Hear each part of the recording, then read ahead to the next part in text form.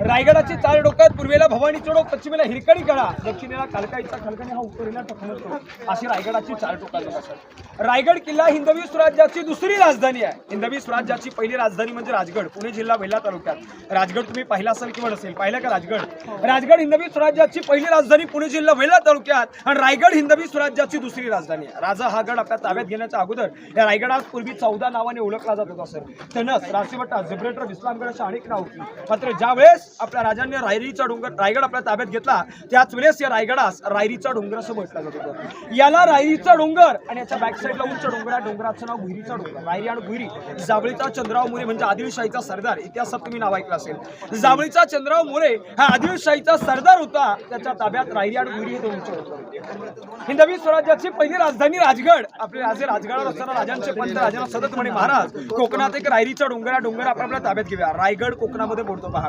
गुलाबाचं फूल एका कळीपासून तयार होतं, तसा रायरीचा डोंगर पूर्वी एका खडकापासून तयार झालेला आहे. रायरीच्या डोंगराला आपण चारी बाजूने पाहिलं तर सह्याद्रीच्या पर्वतरांगामध्ये वेढलेले उंच उंच डोंगर आहेत. मात्र जर रायगडाला पाहिलं तर सह्याद्रीचा एकही डोंगर या रायगडाला कनेक्ट किंवा अटॅक जॉईंट नाहीये. जसं गुलाबाचं फूल एका कळीपासून तयार होतं, तसा रायरीचा डोंगर पूर्वी एका खडकापासून तयार झालाय. याला रायरीचा डोंगर आणि त्याच्या बॅक साईडला भुईरीचा डोंगर. एके दिवशी पंत महाराज हिरोजी इंदुरकर या रायरीच्या पायथ्याला आले. आपल्या राजांनी चारी बाजूने या रायरीच्या डोंगराची पाहणी केली. महाराजांना रायरीला पाहिलं, रायरीने राजांना पाहिलं, आणि राजांच्या तोंडातून या रायरीबद्दल काय उद्गार पडले की, पंत राजा कसा जाऊन पाहता गड बहुत चकोर.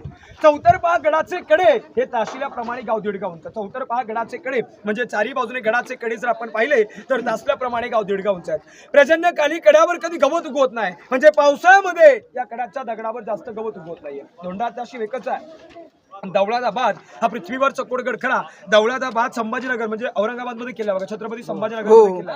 दौलताबादचे दशगुणी उंच ऐसे देखील महाराज संकृष्ट झाले आणि बोलले तख्ता असं जागा हाच गड करावा तर तख्त म्हणजे राजधानी. आपल्या राजांनी राजधानीसाठी रायरीच्या डोंगराची निवड केली. तर रायरीचा डोंगर जावळीच्या मोऱ्यांच्या ताब्यात. जावळीचं खोरं प्रतापगडाच्या पायथ्यापासून उत्तरेच्या कोकण दिव्यापर्यंत रायगडाच्या चारी बाजूने लागणारं घनदाट जंगल याला जावळीचं खोरं म्हटलं जात आहे. जावळीचं खोरं घनदाट जंगल आहे. जावळीच्या खोऱ्यात अशी म्हण आहे, आपल्या डोईच्या केसातील जर आसळाच्या केसात सोडली ती सापडू शकेल, पण जावळीच्या खोऱ्यामध्ये बलाढ्य दियाचा हाती सोडला तो सापडणार नाही. सूर्याचं किरण सुद्धा जमिनीवरती पोहोचत नाही एवढ्या घनदाट जंगलात जावळीचा मोरे राहत होता.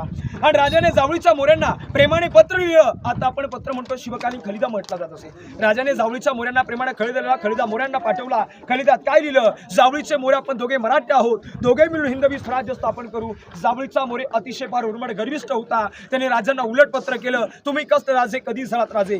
स्वतःला राजे म्हणणारे कोण? या जावळी प्रांताचे खरे राजे आम्हीच आहोत.